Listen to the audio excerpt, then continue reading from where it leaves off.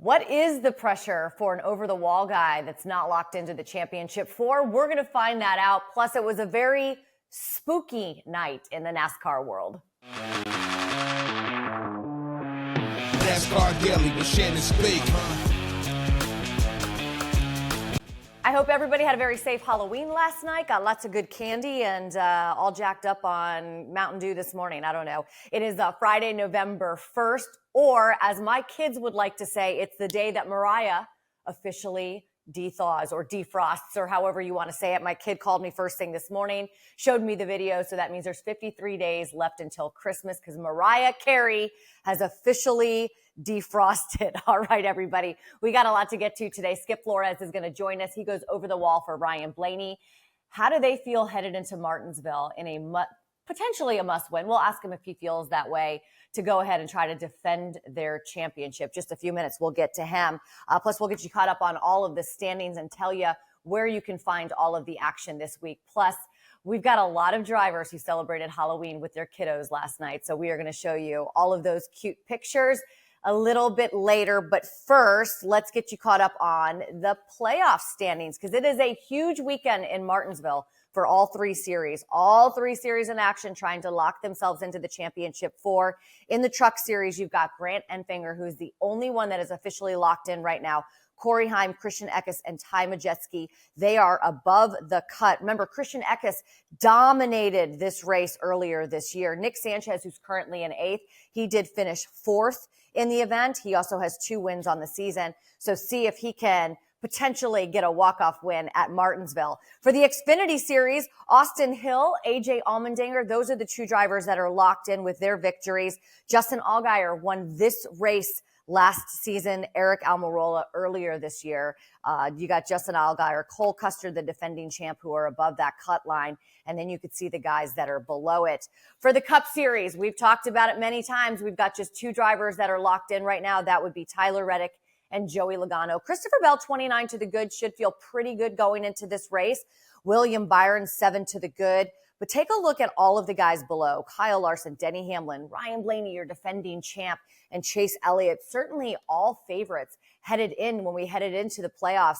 And all of those guys have victories at Martinsville. So I feel like, and I'm sure you do as well, I do not need to tell you, I'm Mr. Captain Obvious, right, that this is going to be a wild weekend at Martinsville for all 3 of these series because so many guys are fighting for their championship lives right now. How about a little manufacturer update as we get set for the final race? I guess the penultimate race, right? The second to last. Take a look. Chevrolet currently leading Ford and Toyota. Of course, Chevy has had so much success over the season. They have 15 wins right now. What about where you can find all the action? I've mentioned it before. All 3 series are going to be racing this weekend, and it starts today. We've got truck practice and qualifying, Xfinity practice and qualifying, and then the truck race later this evening. Tomorrow, Cup and Xfinity will be on track, and then you have the Xfinity Series race, and then, of course, on Sunday, we've got the Cup race. The pre-race starts at 1:30. It is going to be a wild weekend in the mountains of Virginia. And here with us now, Ryan Flores. Okay, before we get to all of the stuff this weekend, how was Halloween for you and your family? It was good. I got a 7-year-old and a 4-year-old, so we're in the thick of it, and we have a great neighborhood. So the LaJoys came over last night, and we took a golf cart around and hit all the good spots, and had to come back. I think we filled up like 3 buckets of candy, so that'll be fun to deal with for the next month. Oh, yeah. Kids jacked up on candy. Did you dress up at all? Yeah, so my daughter, there's a movie called Descendants, and she was Red, who's the Queen of Hearts' daughter in that movie, and her friend in that movie is the Mad Hatter. So I was the Mad Hatter, but not the scary one, a normal one. I love that. I love that. The scary thing is all the candy that the kids, I'm like, there's definitely a parent did not invent the Halloween celebration because kids on candy is not good. All right, let me get not good as well going into this weekend. I'm sure that 38 points under the cut line is not where you guys want to be. Is this a must win for you guys? Yeah, I think absolutely it's a must win when you look back at, the stats of just how tight everybody is. And I think Martin Truex is the only one that's ever pointed his way into the Final Four, and he was only -6. So it's definitely a must-win for us, but it's a race we've won before. But anything can happen, too. We've seen 5, 6 playoff guys per race get into trouble. So we just got to go there with a fast car, run our race, and hopefully do what we did last year. It's that easy. So I know Ryan last week at Homestead, Miami Speedway, he said he lost sleep about how that race finished. What was the reaction from the crew guys? Yeah, I don't know that I've ever had that much adrenaline dump in my life. Like our whole team, been doing this now. This is almost my 20th season on the road, and won some really good ones. But that one was a really tough one, I think, for all of us. Just the way it all unfolded. We had a really great day on pit road. We kind of scratched and clawed all day, made the car better after qualifying 20th, and to lose the lead on the restart, but then Ryan to drive back up past Denny, it was like, oh man, we're gonna win this thing.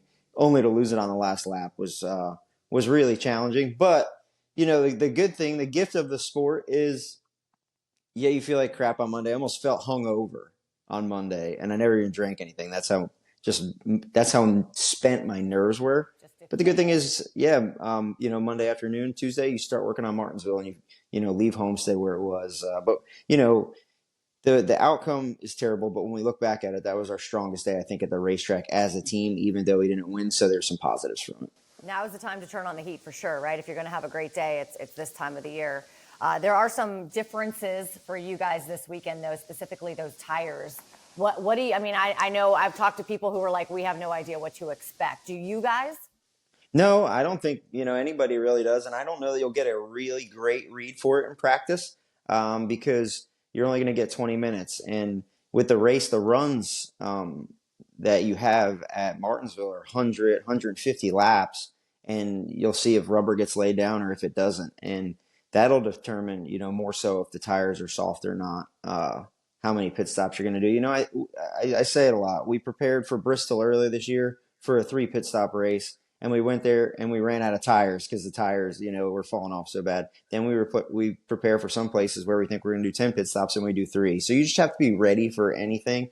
And, depending on how the cautions fall or what happens, you just got to be prepared down there on pit road no matter what the call is. I know you're one of the veterans down there. Are you one of the guys that will address your crew guys before the race starts? And if so, what have you thought about, like, maybe your messages? Because this is a team sport. It's not just Ryan that's going to be out there on the racetrack that's going to have to win this. This is going to be a complete team sport and a team event this weekend from qualifying to the end of the race. Yeah, I think the hay's in the barn already. We addressed all that stuff this week in film reviews and at practice and just what we need to do and the execution level that we need to have going to Martinsville. Martinsville's not an all-out speed pit stop track. The race cars are really challenging in the pit. They're very low. Depending on where you qualify, the pit stalls are very, very hard. You could have a flat pit stall on the front stretch and have no drama all day, or you could be in the corners and not even see your car when it's 10 feet away from you.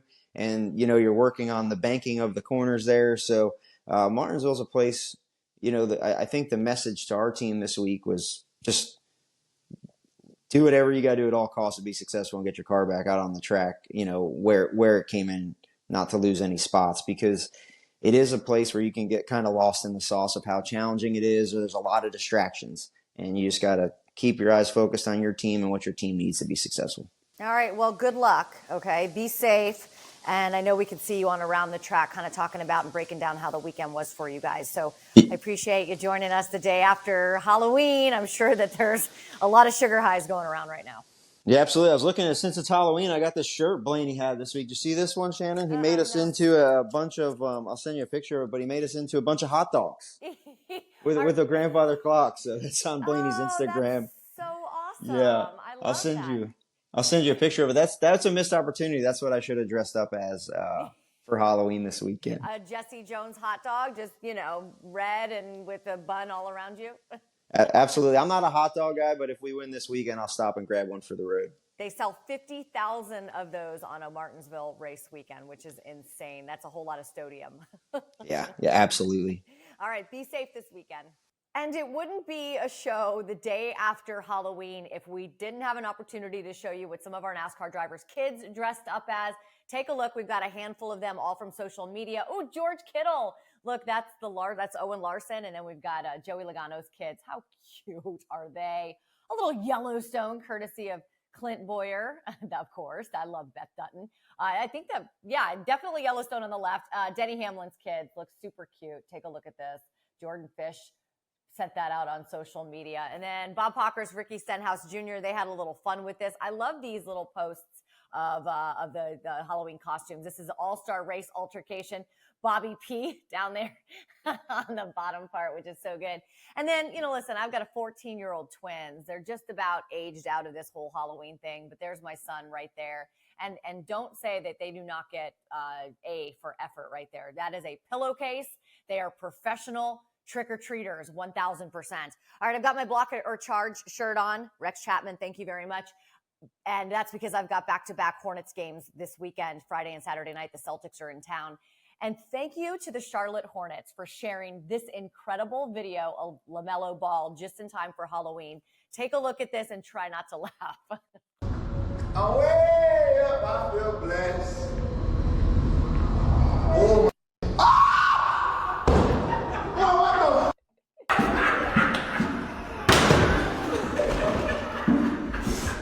Boy, hell no, it's too early for that. Oh my. Hey, dog.